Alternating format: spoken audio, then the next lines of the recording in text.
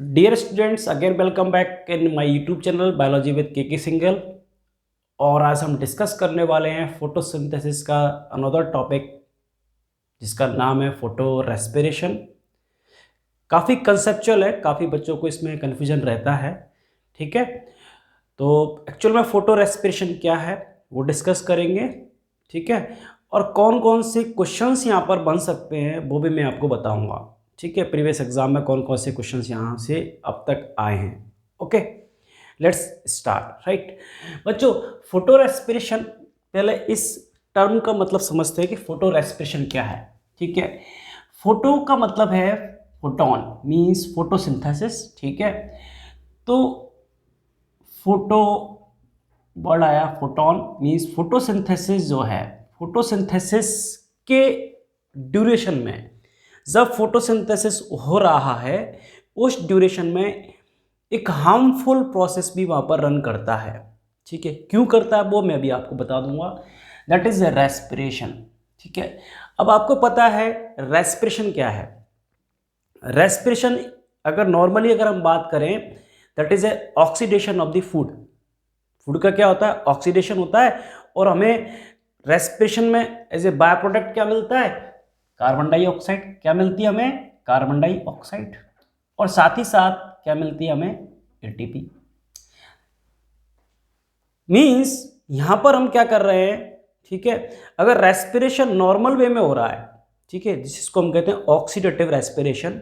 ठीक है, और ये बात समझ में, तो उसके अंदर क्या होगा, आपको carbon dioxide as a by product निकलेगी और एनर्जी का प्रोडक्शन होगा, जो कि एक लिविंग ऑर्गेनिज्म के अंदर जितनी भी प्रोसेसेस चल रहे हैं उसमें वो एनर्जी यूज होगी। मींस अगर रेस्पिरेशन की बात करें, it is very useful process. लेकिन यहाँ क्या प्रॉब्लम है कि ये है फोटो रेस्पिरेशन।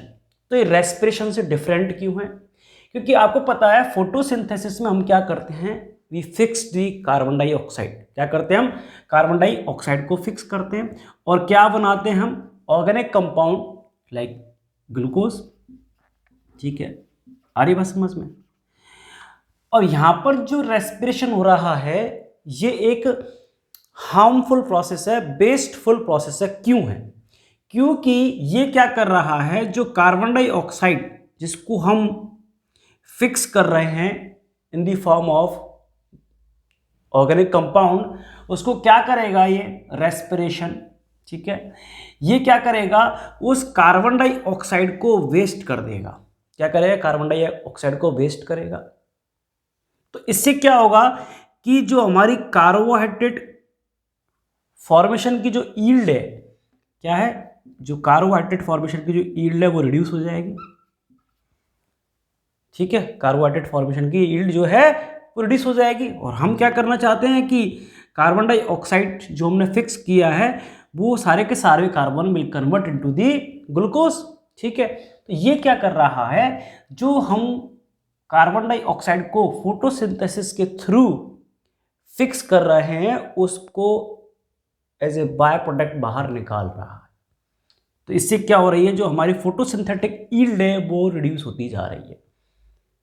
ठीक है, पहला, तो पहला इसका साइड इफेक्ट, और आप ये कह सकते हैं इसका वेस्टफुल इफेक्ट क्या है, कि ये यील्ड को कम कर रहा है। पहली चीज मैंने बताया था कि जैसे नॉर्मल रेस्पिरेशन जो होता है उसके अंदर आपको क्या मिलती है, एटीपी मिलती है। क्या मिलती है, एटीपी मिलती है। लेकिन ये एक ऐसा प्रोसेस है कि यहां पर ये कार्बन डाइऑक्साइड को तो निकाल ही रहा है, साथ ही साथ एटीपी को भी कंज्यूम कर रहा है।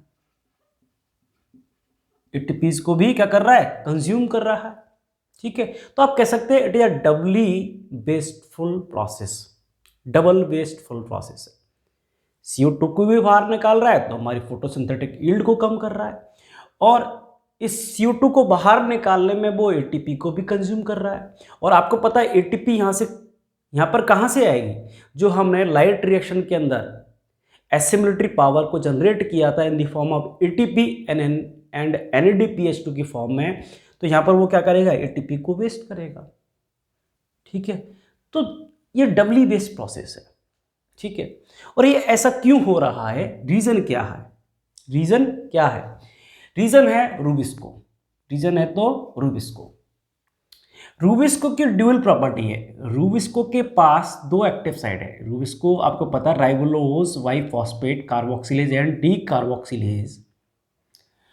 रूबिस्को क्या है? Ribulose bi phosphate carboxylase and oxygenase.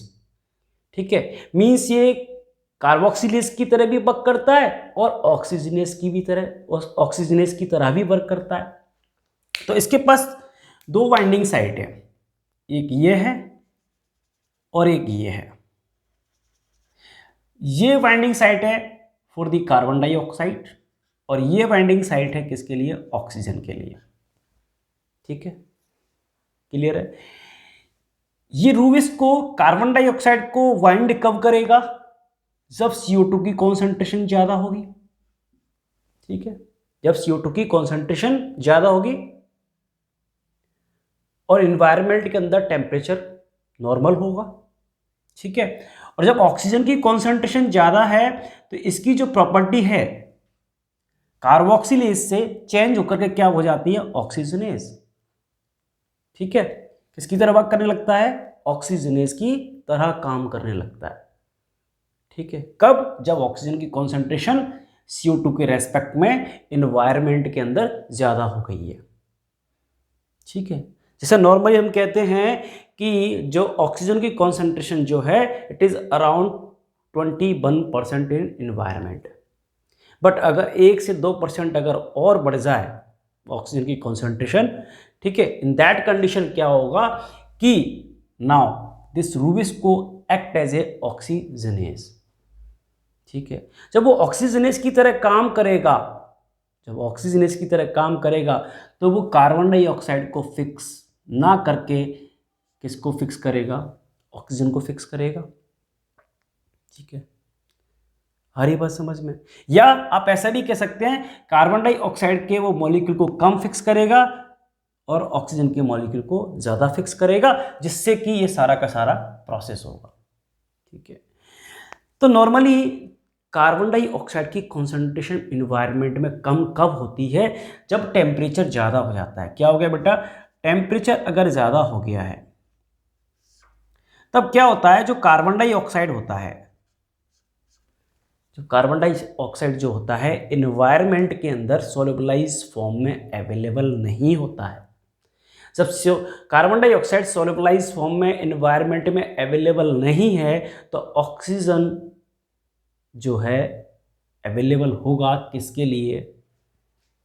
इस एंजाइम के लिए, रूबिस्को के लिए। ठीक है, क्लियर बात है? ठीक है, तो now rubisco work as a oxygenase. समझ में आ गई? तो क्या कंडीशन फेवरेबल है फॉर दी फोटो रेस्पिरेशन? पहली चीज हाई कॉन्सेंट्रेशन ऑफ ऑक्सीजन, दूसरी चीज हाई टेम्परेचर, हाई टेम्परेचर। ठीक है, आ रही बात समझ में? तो जो ट्रॉपिकल एरिया के अंदर जो प्लांट्स होते हैं, ट्रॉपिकल एरिया के अंदर जो प्लांट्स होते हैं वहाँ पर ये प्रॉब्लम चलती रहती है। वहाँ पर टेम्परेचर एकदम बढ़ता है, टेम्परेचर बढ़ता है तो ये जो ऑक्सीजन है, ये जो कार्बन डाइऑक्साइड है, इसकी कॉन्सेंट्रेशन कम होने लगती है क्योंकि ये सोलुबलाइज फॉर्म में अवेलेबल नहीं होता है। तो ऑक्सीजन किसके साथ बाइंड हो जाता है? रूबिस्को के साथ। क्लियर है? तो ये स्पेशली फोटो रेस्पिरेशन का प्रोसेस हो किसके अंदर रहा है? जो C3 प्लांट्स हैं, C3 प्लांट्स का ये एक साइड इफेक्ट है।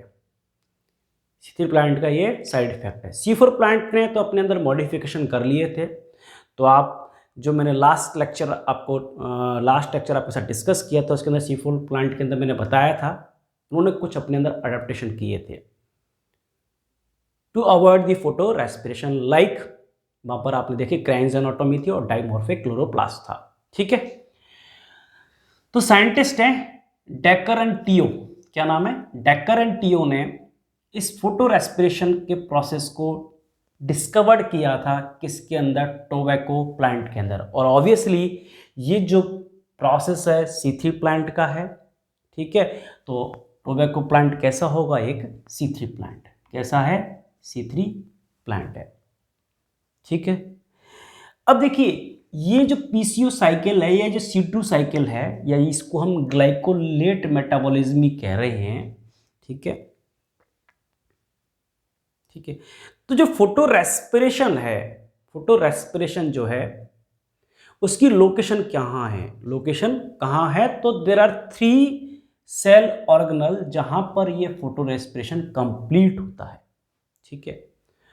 और ये फोटो रेस्पिरेशन एक्चुअल में मैंने बताया कि क्या है, कि the fixation of the oxygen, ठीक है। तो इस फोटो रेस्पिरेशन के थ्रू या C2 साइकिल के थ्रू हम क्या कर रहे हैं कि जो कार्बन लॉस हुआ है, जो कार्बन लॉस हुआ है उसको रिकवर करने की कोशिश करेंगे, रिकवर करने की हम कोशिश करेंगे वाई दिस पाथवे। कार्बन तो लॉस होना है, ठीक है, लेकिन हम कितने कार्बन को रिकवर कर सकते हैं, वही एक ये प्रोसेस है, that is a scavenging process. समझ में आ रही बात मेरी? ठीक है। तो अब तक हमने क्या डिस्कस किया है? हमने ये डिस्कस किया है कि ये हार्मफुल प्रोसेस है, डबली हार्मफुल प्रोसेस है। क्यों? यील्ड भी कम कर रहा है और एटीपी को भी कंज्यूम कर रहा है। दूसरा, ये हो क्यों रहा है कि टेम्परेचर ज़्यादा है, टेम्परेचर ज़्यादा है इसकी वजह से कार्बन डाइऑक्साइड लेस अवेलेबल है, तो ऑक्सीजन जो है वाइंड कर जाएगा इस एंजाइम के साथ जिसका नाम है रूबिस्को, ठीक है। और ये प्रोसेस कहाँ हो रहा है? 3 सेल ऑर्गेनल के अंदर। किस किस के अंदर? Chloroplast, peroxisome and mitochondria. ये इसकी लोकेशन की बात आ गई। किसने इसको डिस्कवर किया है? दैट इज डेकर एंड टियो ने। किसके अंदर? टोबैको प्लांट के अंदर। तो यहां तक हमने ये डिस्कस कर लिया है, ठीक है। नाउ सी कि ये जो ग्लाइकोलेट मेटाबॉलिज्म है या जो C2 साइकिल है, इसको C2 साइकिल क्यों कहते हैं, ग्लाइकोलेट साइकिल क्यों कहते हैं, वो हम देख लेते हैं। क्योंकि जितने भी हमने अब तक साइकिल या पाथवे पढ़े हैं, तो जो भी नाम उनका दिया गया है, चाहे वो C3 हो या C4 हो, वो इस वजह से दिया गया है क्योंकि वहाँ पर जो फर्स्ट स्टेबल कंपाउंड बनता है, आइदर C3 के अंदर बात करें तो 3 कार्बन कंपाउंड होगा, C4 के अंदर बात करें तो 4 कार्बन कंपाउंड होगा। इसी तरह से यहाँ पर फर्स्ट स्टेबल कंपाउंड जो बनेगा वो 2 कार्बन कंपाउंड होगा, इसीलिए इसका नाम क्या है? C2 cycle. और वो जो 2 कार्बन कंपाउंड है उसका नाम क्या है? ग्लाइकोलेट। तो इसलिए इसको हम ग्लाइकोलेट मेटाबॉलिज्म भी कहते हैं, ठीक है। नाउ सी होता क्या है एक्चुअल में, ठीक है, ओके। आपको पता है C3 साइकिल के अंदर जो सबस्ट्रेट है हमारा वो कौन है? RUP। क्या है? RUBP, राइबोलोज वाई फॉस्फेट, जो कि कैसा है बेटा? एक 5 कार्बन कंपाउंड है। कैसा है बेटा? ये 5 कार्बन कंपाउंड है। तो हमने क्या करा यहां पर, RUBP के 2 मॉलिक्यूल लिए हैं। क्या लिए हमने? 2 मॉलिक्यूल लिए हैं। तो हमारे पास कितने कार्बन हमने यहां पर यूज किए हैं? There are 10 carbon. कितने हैं बेटा? 10 कार्बन हमने यहां यूज किए हैं, राइबोलोज वाई फॉस्फेट, ठीक है। क्लियर है बात यहां तक? तो 10 कार्बन हमने यहां पर यूज करे हैं, ओके। अब मैंने बताया कि फोटो रेस्पिरेशन में हम क्या कर रहे हैं? We use the oxygen, oxygen को यूज कर रहे हैं, ठीक है। तो RUP कैसे काम कर रहा है? Act as a oxygenase. किसकी तरह काम कर रहा है? ऑक्सीजनेस की तरह काम कर रहा है। तो देखिए, तो ये 5 कार्बन कंपाउंड जो है जिसके 2 मॉलिक्यूल मैंने लिए हैं, तो यहां पर क्या बन रहा है? देखिए आप, 2 मॉलिक्यूल तो बन रहे हैं PGA के, दैट इज फॉस्फोग्लिसरिक एसिड या फॉस्फोग्लिसरेट। और आपको पता है फॉस्फोग्लिसरेट कैसा है? 3 कार्बन कंपाउंड है, ठीक है। तो 3 कार्बन कंपाउंड है तो उसके कितने मॉलिक्यूल बना दिए मैंने? 2 मॉलिक्यूल, ठीक है। तो 6 कार्बन को तो मैंने यहां पर रिकवर कर लिया है। इससे तो क्या होगा? हमारा आगे ग्लूकोज का फॉर्मेशन हो जाएगा, बायोसिंथेटिक पाथवे में ये चला जाएगा, मतलब यहां पर आगे C3 साइकिल रन करेगी। लेकिन इस 10 कार्बन में से, इस 10 कार्बन में से अभी हमारे पास रिमेनिंग कितने हैं? 4 कार्बन। तो ये जो 4 कार्बन जो हमारे बचे, वो फॉस्फोग्लाइकोलेट के 2 मॉलिक्यूल बनाएगा। और फॉस्फोग्लाइकोलेट कैसा है? 2 कार्बन कंपाउंड है, ठीक है। तो कितने मॉलिक्यूल बनेंगे? 2 मॉलिक्यूल बनेंगे। क्लियर है बात? ठीक है। अब जो 2 फॉस्फोग्लाइकोलेट है will convert into the 2 glycolate, ठीक है। फॉस्फोग्लाइकोलेट यहां से फॉस्फेट ग्रुप को, अपने फॉस्फेट ग्रुप को निकाल देगा, ठीक है। With the presence of the water, ठीक है। तो क्या बनाया इसने, 2 मॉलिक्यूल ऑफ ग्लाइकोलेट, क्या बना लिया, 2 मॉलिक्यूल ऑफ ग्लाइकोलेट। तो यहाँ पर जो ग्लाइकोलेट बना है it is a stable product of this pathway, this cycle, इसलिए इसको हम क्या कहते हैं, ग्लाइकोलेट मेटाबॉलिज्म। और क्योंकि ये 2 कार्बन कंपाउंड है तो इसको हम क्या कह रहे हैं, C2 साइकिल, ठीक है। नाउ ये जो ग्लाइकोलेट है, ठीक है, ये ग्लाइकोलेट डिफ्यूज कर जाता है कहां पर, अनदर सेल ऑर्गेनल, जिसको हम कहते हैं पेरोक्सिसोम, ठीक है। पेरोक्सिसोम के अंदर क्या कर गया है, ये डिफ्यूज कर गया है और यहां पर होगा इसका ऑक्सीडेशन, क्या हो रहा है, ऑक्सीडेशन, ठीक है, in the presence of the oxygen, ठीक है, क्लियर है। ग्लाइकोलेट जो है it convert into the glyoxylate, और साथ ही साथ यहां पर क्या हो रहा है, ये हाइड्रोजन को क्या कर रहा है, डोनेट कर रहा है, कौन, ग्लाइकोलेट। और ये जो हाइड्रोजन है, ठीक है, ये ऑक्सीजन के साथ मिलकर के क्या बनाएगा, पेरोक्साइड, इंपॉर्टेंट रिएक्शन है पेरोक्साइड, ठीक है। और ये पेरोक्साइड जो कि एंजाइम है किसके अंदर, पेरोक्सिसोम के अंदर, कैटालेज, ठीक है। अगेन ये ब्रेक डाउन हो जाएगा into the water and oxygen, किसमें ब्रेक डाउन हो जाएगा, वाटर एंड ऑक्सीजन के अंदर, कैटालेज, कौन सा एंजाइम बेटा, कैटालेज, इंपॉर्टेंट है, याद रखना है, ठीक है। नाउ अब देखो जो ग्लाइऑक्सिलेट है, ग्लाइऑक्सिलेट जो कि पेरोक्सिसोम में फॉर्म हुआ है, इट फॉर्म दी ग्लाइसिन, क्या बनाएगा, ग्लाइसिन। ग्लाइसिन आपको पता है एमिनो एसिड है। और देखो बच्चों जितने भी मैं आपको यहाँ पर प्रोडक्ट बता रहा हूँ, जो भी बन रहा है यहाँ पर, सारे कैसे हैं, 2 कार्बन कंपाउंड है। ग्लाइसिन भी कैसा है, 2 कार्बन कंपाउंड है, ठीक है। तो देखिए ग्लाइऑक्सिलेट से क्या बना, हमारा ग्लाइसिन बना, ठीक है। तो ये ग्लाइसिन को बनाने के लिए मेरे को क्या चाहिए, अमीनो ग्रुप चाहिए, क्या चाहिए मेरे को, अमीनो ग्रुप चाहिए। और ये अमीनो ग्रुप कहाँ से आता है, फ्रॉम दी ग्लूटामेट। तो जो ग्लूटामेट जो है एक अमीनो एसिड है, will convert into the alpha ketoglutarate and donate the amino group to the glyoxylate. तो ग्लाइऑक्सिलेट अमीनो ग्रुप के साथ मिलकर के क्या बना रहा है, ग्लाइसिन, जो कि कैसा है, 2 कार्बन कंपाउंड है, एक एमिनो एसिड है। कहाँ से मिला ये हमें, ग्लूटामेट से मिला है। कहाँ से मिला है हमें, ग्लूटामेट से मिला है, ठीक है। ग्लूटामेट कन्वर्ट हो रहा है अल्फा कीटोग्लूटरेट के अंदर। नाउ जो ग्लाइसिन यहाँ पर फॉर्म हुआ वो भी कैसा है, 2 कार्बन कंपाउंड है, it will diffuse inside of the mitochondria. कहाँ पहुंच गया है, माइटोकॉन्ड्रिया के अंदर। अब ग्लाइसिन के 2 मॉलिक्यूल, ग्लाइसिन के 2 मॉलिक्यूल कंडेंस होंगे, क्या होंगे, कंडेंस होंगे, ठीक है। तो यहाँ पर देखिए कंडेंसेशन होगा, पहली बात तो 2 मॉलिक्यूल ऑफ ग्लाइसिन के अंदर, ठीक है। और यहाँ पर एक रिएक्शन चल रही है, दैट इज अ डीकार्बोक्सिलेशन। क्या चल रही है, डीकार्बोक्सिलेशन। तो डीकार्बोक्सिलेशन में हम क्या करते हैं, एज ए बाय प्रोडक्ट क्या निकल रहे हैं, कार्बन डाइऑक्साइड, ठीक है। और यहाँ पर देखिए क्या हो रहा है, the addition of hydrogen group, ठीक है, NAD क्या हो रहा है यहाँ पर, देखिए एडिशन कर रहा है, ठीक है। तो बेसिकली इसका क्या हो रहा है, देखिए आप, रिडक्शन, क्या हो रहा है बेटा, रिडक्शन, ठीक है। तो एक रिडक्शन प्रोसेस है, ये क्या है बेटा, एक तरीके से रिडक्शन प्रोसेस है, ठीक है। तो यहाँ से ये देखिए glycine will convert into the serine, किसमें कन्वर्ट हो गया है, सेराइन के अंदर। अब देखिए यहाँ पर 2 मॉलिक्यूल्स से किसके, ग्लाइसिन के, कितने हैं, 2 मॉलिक्यूल है, ठीक है, मतलब 4 कार्बन है उसके पास। तो देखिए यहाँ पर इसने अमीनो ग्रुप को भी साथ में निकाला है और कार्बन डाइऑक्साइड को भी साथ में निकाला है, ठीक है। तो जो सेराइन है ये भी एक एमिनो एसिड है जो कि कैसा है, 3 कार्बन कंपाउंड है, कैसा है बेटा, 3 कार्बन कंपाउंड है। और now it will diffuse again into the peroxisome, कहाँ एंटर कर गया, पेरोक्सिसोम में एंटर कर गया, ठीक है। और जो ये अमीनो ग्रुप था, ये अमीनो ग्रुप जो हमने ग्लूटामेट से लिया था, इसको हमने वापस किसको दे दिया है, अल्फा कीटोग्लूटरेट को दे दिया, जिससे दोबारा से ग्लूटामेट का फॉर्मेशन हो जाएगा। तो ये जो अमीनो ग्रुप हमने यहाँ यूज़ किया था, इसको हमने दोबारा से वापस दे दिया है, ठीक है। सेराइन जो है डिफ्यूज किया था किसके अंदर, पेरोक्सिसोम के अंदर। Now it will form the hydroxy pyruvate, क्या बनाएगा ये, हाइड्रोक्सी पायरुवेट, ठीक है। हाइड्रोक्सी पायरुवेट क्या कन्वर्ट होगा किसके अंदर, ग्लिसरेट के अंदर, ठीक है। जो हमने NADP यहाँ पर, जो H जो हमने यहाँ पर फॉर्म किया था, यहाँ पर ये कंज्यूम हो जाएगा। क्या हो जाएगा? ये कंज्यूम हो जाएगा और now it will form the glycerate. क्या बना लेगा? ग्लिसरेट।